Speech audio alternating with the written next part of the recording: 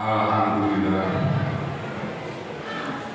alhamdulillahilladzi arsala rasulahu bil huda wa dinil haqq liyudhhirahu 'ala dini kullihi wa arsalahu basyiran wa nadhira wa da'iyan innahu ala kulli shay'in qadir.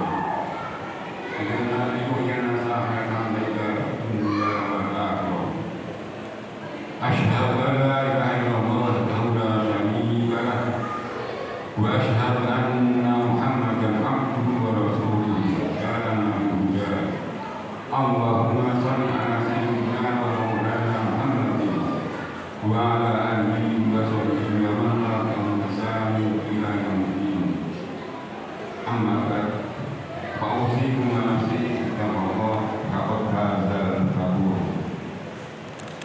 Hadirin jemaah rahimahullah, marilah kita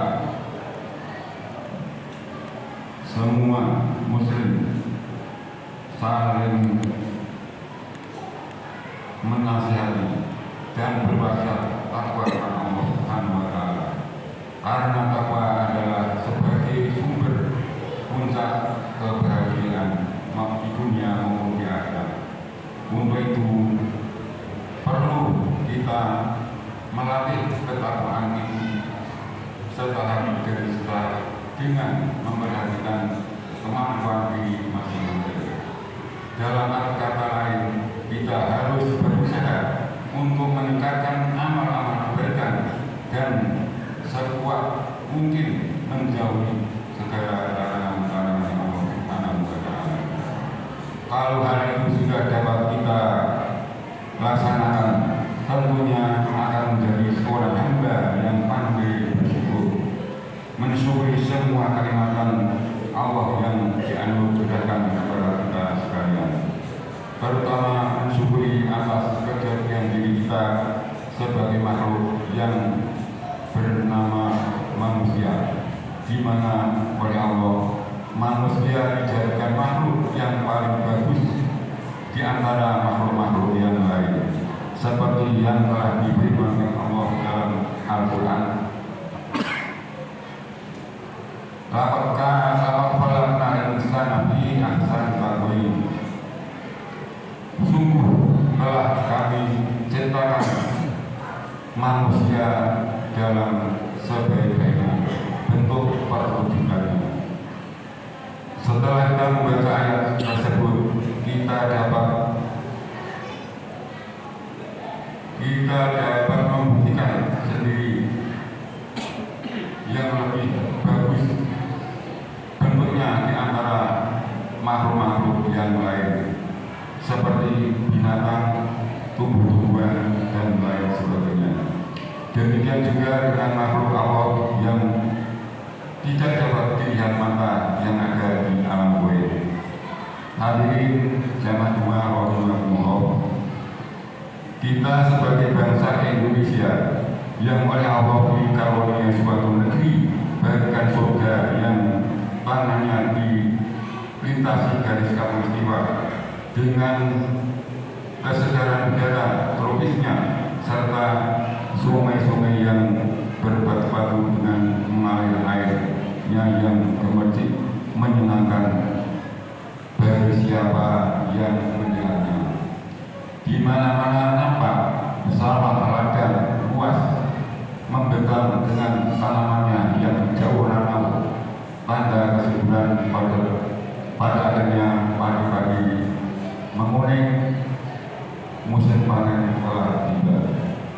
Pada lepas gemuruh suara lumban menyenangkan gairah hidup yang dari dalamnya penuh penghasilan ikan dan benda-benda berharga, dan masih banyak tersimpan di dalamnya. Pulau-pulau yang penuh hasil bumi dan tambang yang bermacam-macam. Pendek kata, negeri Indonesia ini seperti orang bilang negeri yang subur, gemah limpah roh, Cinawi, Kertorajo. Maka itu kita sebagai bangsa Indonesia harus menyadari bahwa semua itu yaitu bangsa Indonesia. Namun demikian, berapa banyak nikmat Allah yang telah kita terima, kita pun tidak akan mampu untuk menghitungnya. Firman Allah, "Wa in ta'uddu ni'matallahi la tuhsuha, innal insana ladzalumun kafar." Dan jika kamu menghitung-hitung nikmat Allah, saya tidak akan dapat menghitungnya. Sesungguhnya manusia itu sangat aniaya lagi mengumpuli nikmatnya.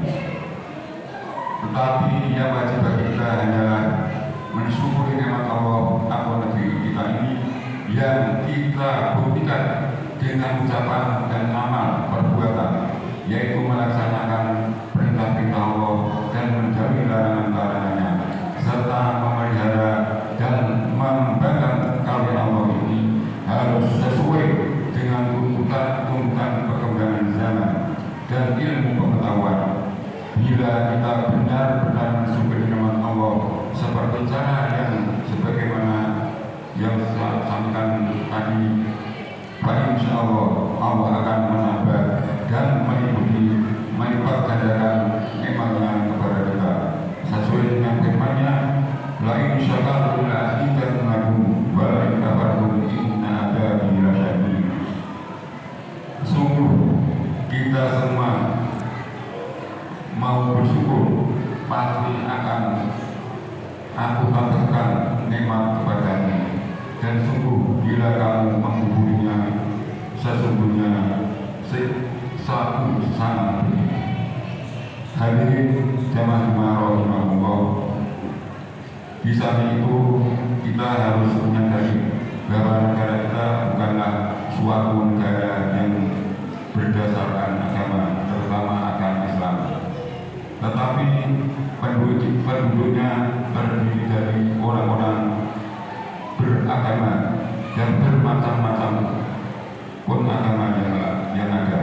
Maka hanya karena keadilan dan kebijaksanaan Allah, orang-orang terdahulu dikaruniai petunjuk dan pertolongan sehingga mereka dapat membuat konsep piagam Jakarta yang terlahirkan dasar negara kita, yaitu Pancasila, yang tepatnya pada tanggal 5 Juli itu, tanggal 1 Juli itu hari lahirnya Pancasila, yang merupakan konsep nasional serta sebagai kepribadian bangsa Indonesia yang merupakan perjanjian luhur dan dasar falsafah negara kita. Dalam uraian tersebut jelaslah bahwa Pancasila bukan hanya milik Islam, juga bukan milik Katolik atau Hindu dan Buddha dan lain sebagainya, melainkan milik seluruh bangsa Indonesia. Namun masih ada saja kelompok-kelompok yang tidak bertanggung jawab berusaha untuk memasukkan Islam dan Pancasila, padahal mereka tahu dan mengerti betapa penting peranan Islam terhadap Pancasila. Kalau kita buka kembali sejarah perjuangan bangsa, maka umat Islam Indonesia yang paling besar menyumbangkannya dan mengorbankannya. Bahkan sejarah Pancasila merupakan pengorbanan dan hadiah besar dari umat Islam Indonesia. Kenapa demikian? Sebab ketika Indonesia merdeka, secara mayoritas dan kekuasaan umat Islam sangat berperan, tetapi demi menjaga kesatuan dan persatuan kenasionalan bangsa Indonesia, bangsa umat Islam tidak egois atau ambisi untuk menguasainya negara ini. Maka itu sampai kapanpun, sementara mereka tidak akan dapat memojokkan Islam dari Pancasila, karena sila-sila dalam Pancasila selain sejalan dengan Islam, bahkan Pancasila merupakan sebagian dari ajaran agama Islam. Kalau Pancasila pada sila pertama mengatakan ketuhanan yang Maha Esa, Islam memang sejak Nabi Adam namun sejak sebelum jadi lahirnya Pancasila sudah mengajarkan tentang kemanusiaan. Dalam surat Al-Hujurat, ya ayyuhan nasu inna khalaqnakum min dzakarin wa untha wa ja'alnakum syu'uban wa qabaila lita'arafu. Wahai manusia, sesungguhnya kami menciptakan kamu dari seorang lelaki dan perempuan, serta menjadikan kamu berbangsa-bangsa dan bersuku-suku agar kamu saling kenal mengenal. Dalam ayat ini jelas sekali bahwa antara bangsa dan suku supaya saling mengenal dengan baik, tidak saling mencaci dan bermusuhan. Rasulullah SAW bersabda, la yu'minu ahadukum hatta yuhibbu ya'ni man yuhibbu bi nafsihi. Rawahu Bukhari.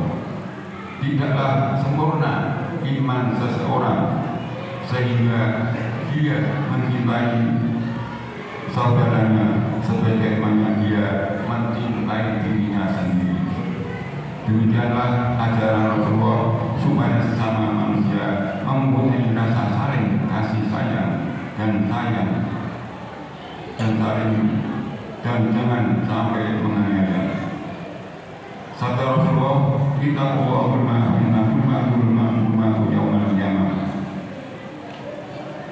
takutlah kamu dari tindak aniaya, karena aniaya itu menjadi kegelapan pada hari kiamat besok.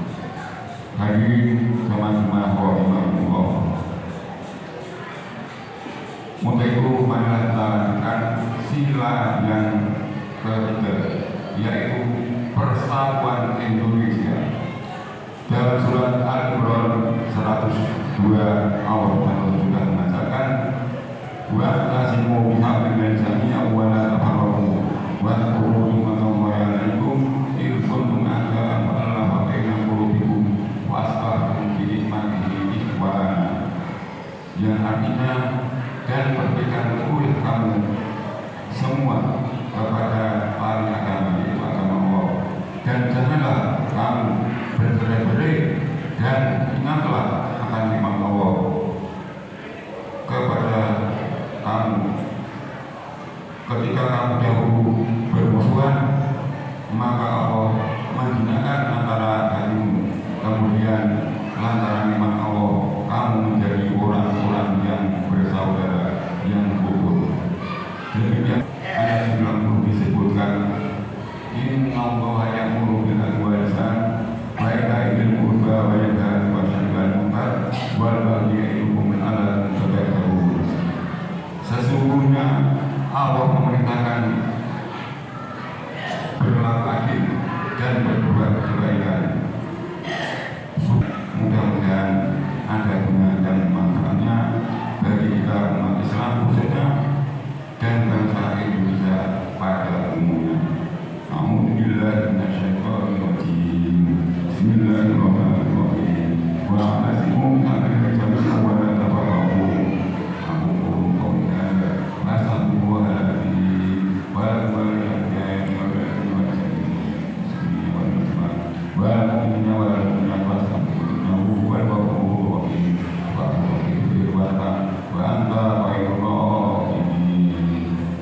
wa